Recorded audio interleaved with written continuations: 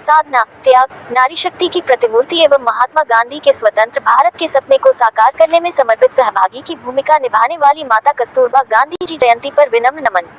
Kasturba Gandhi, British युग के एक भारतीय नेता महात्मा गांधी की पत्नी।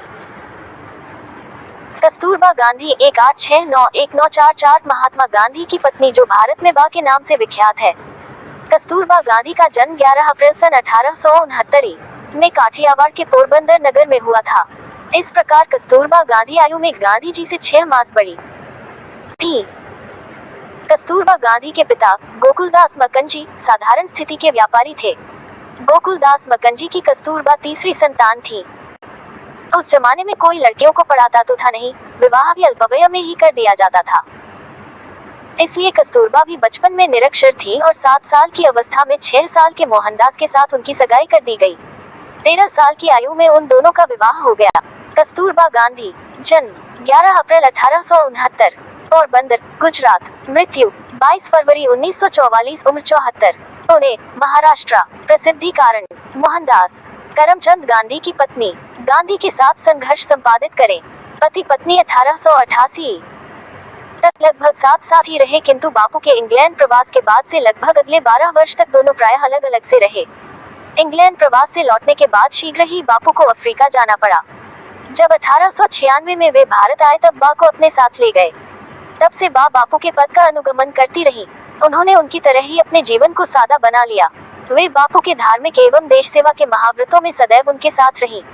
यही उनके सारे जीवन का सार है। बापू के अनेक उपवासों में बा प्रायः उनके साथ रही और उनकी सार संभाल करती रही। जब 1932 में हरिजनों के प्रश्न को लेकर बापू ने यरवदा जेल में आमरण उपवास आरंभ किया, उस समय बा साबरमती जेल में थी। उस समय वे बहुत बेचैन हो उठी और उन्हें तभी चैन मिला जब वे यरवदा जेल भेजी दी गई।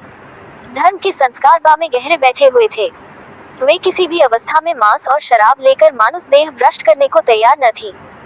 अफ्रीका में कठिन बीमारी की अवस्था में भी उन्होंने मांस का शोरबा पीना अस्वीकार कर दिया और आजीवन इस बात पर दृढ़ रही। दक्षिण अफ्रीका में 1913 में एक ऐसा कानून पास हुआ जिससे ईसाई मत के अनुसार किए गए और विवाह विभाग के अधिकारी के यहाँ दर्ज किए गए विवाह के अतिरिक्त अन्य विवाहों की मान्यता अग्राह्य की गई थी। दूसरे शब्दों में हिंदू, मुसलमान, पारसी आदि लोगों के विवाह अवैध करार दिए गए और ऐसी विवाहित स्त्रियों की स्थिति पत्नी की न होकर रखेल सरीखी बन गई। बापू ने इस कानून को रद्द कराने का बहुत प्रयास किया, पर जब वे सफल न हुए तब उन्होंने सत्याग्रह करने का निश्चय किया और उसमें सम्मिलित होने के लिए स्त्रियों का भी आह्वान किया। पर इस बात की चर्चा उन्होंने अन्य स्त्रियों से तो की, किंतु बा से नहीं की। वे नहीं चाहते थे कि बा उनके कहने से सत्याग्रहियों में जाएं और फिर बाद में कठिनाइयों में पड़कर विषम परिस्थिति उपस्थित करें। वे चाहते थे कि वे स्वेच्छानुसार जाएं और जाएं तो दृढ़ रहें। जब बा ने देखा कि बापू ने उनसे सत्याग्रह में भाग लेने की कोई चर्चा नहीं की तो बड़ी दुखी हुई और बापू को उपालंब दिया। फिर वे स्वेच्छानुसार सत्याग्रह में सम्मिलित हुई और 3 अन्य महिलाओं के साथ जेल में जो भोजन मिला वह खाद्य था, अतः उन्होंने फलाहार करने का निश्चय किया। किंतु जब उनके इस अनुरोध पर कोई ध्यान नहीं दिया गया तो उन्होंने उपवास करना आरंभ कर दिया। निदान 5वें दिन अधिकारियों को झुकना पड़ा, किंतु जो फल दिए गए वह पूरे भोजन के लिए पर्याप्त न थे।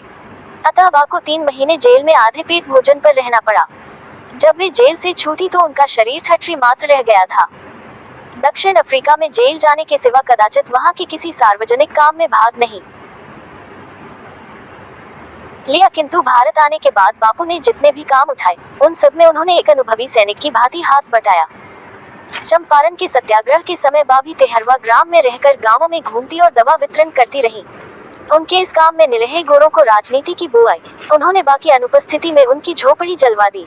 बा की उस झोपड़ी में बच्चे पढ़ते थे। अपनी यह चित्रशाला एक दिन के लिए भी बंद करना उन्हें पसंद न था, अतः उन्होंने सारी रात जागकर घास का एक दूसरा झोपड़ा खड़ा किया। इसी प्रकार खेड़ा सत्याग्रह के समय बा स्त्रियों में घूम कर उन्हें उत्साहित करती रही। 1922 में जब बापू गिरफ्तार किए गए और उन्हें 6 साल की सजा हुई, उस समय उन्होंने जो वक्तव्य दिया वह उन्हें वीरांगना के रूप में प्रतिष्ठित करता है। उन्होंने गांधी जी के गिरफ्तारी के विरोध में विदेशी कपड़ों के त्याग के लिए लोगों का आह्वान किया। बापू का संदेश सुनाने नौजवानों की तरह गुजरात के गांवों में घूमती फिरी।